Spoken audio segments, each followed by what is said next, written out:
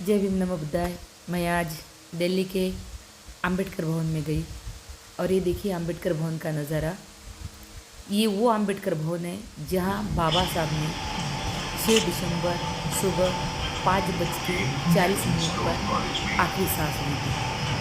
और यहाँ पे जब मैं गई और ये सब देखा, मैं आपको बता नहीं सकती कि मुझे कैसा लगा और क्यों लगा। मैं सच में धन्य हो गई हूँ मैं अंबेडकर भवन में जाकर। आप भी एक बार जरूर देखिए। ये आप देखिए, ये अंबेडकर भवन का पूरा चित्र है बाहर का।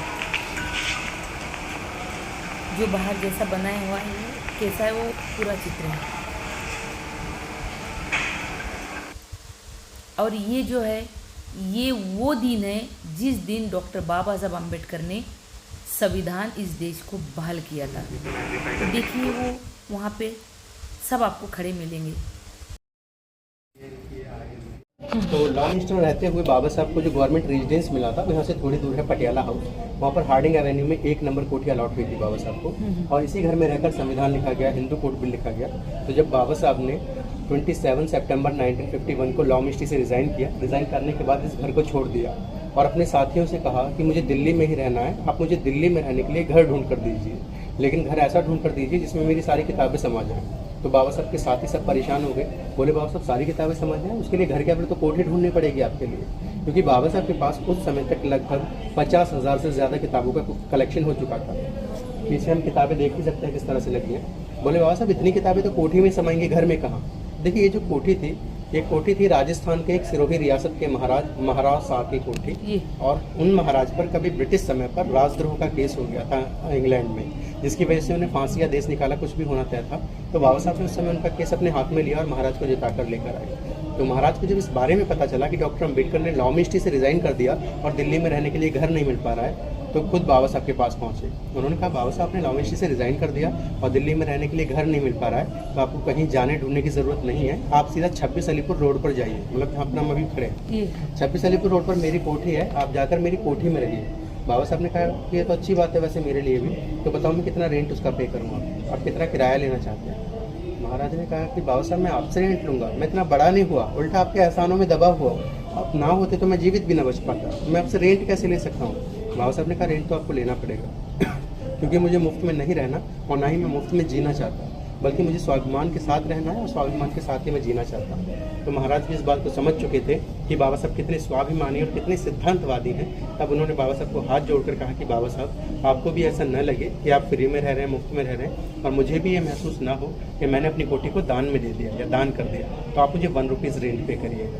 तो देखिए बाबा साहब यहाँ जब तक रहे 51 to 56 इस जगह का 1 रुपीज़ पर मंथ रेंट पे किया था बाबा साहब ने। और जो बच्चा हमें दिख रहा है इसका नाम सुदामा है, ये बाबा साहब के कुक थे, रसोईया जो खाना बनाते हैं। अंतिम समय पर सबसे पहले सुदामा ने ही बाबा साहब को देखा। ये है अच्छा जी, देखिए ये हमारी कॉन्स्टिट्यूट असेंबली है, और इस कॉन्स्टिट्यूट असेंबली में उस टाइम पर 389 मेंबर्स हुआ करते थे। अच्छा। विभाजन के बाद 290 पूछा गया कि इस काम को करने का मतलब कैलीग्राफी का कितना पैसा लेंगे, क्या चार्जेस लेंगे। इन्होंने कहा मुझे कुछ नहीं चाहिए, रुपए पैसे मेरे पास बहुत है, सब कुछ है, किसी गलती के इन्होंने जो हमने मिलकर पूरा किया। पूरे कॉन्स्टिट्यूशन में यही पर प्रेम नाम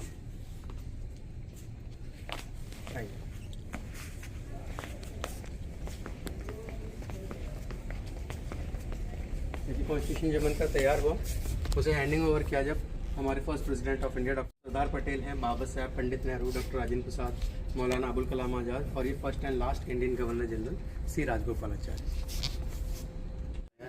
तो जैसे कि बाबा साहब ने 14 अक्टूबर 1935 को नासिक के येवला में घोषणा की थी, आया के साथ हिंदू धर्म को छोड़कर बौद्ध धर्म स्वीकार किया था।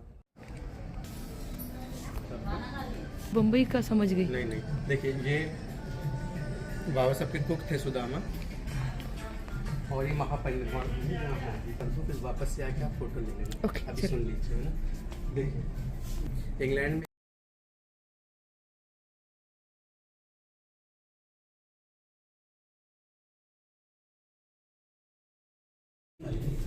देखिए बाबा साहब के 2 फैक्ट्स थे। तेरा लोग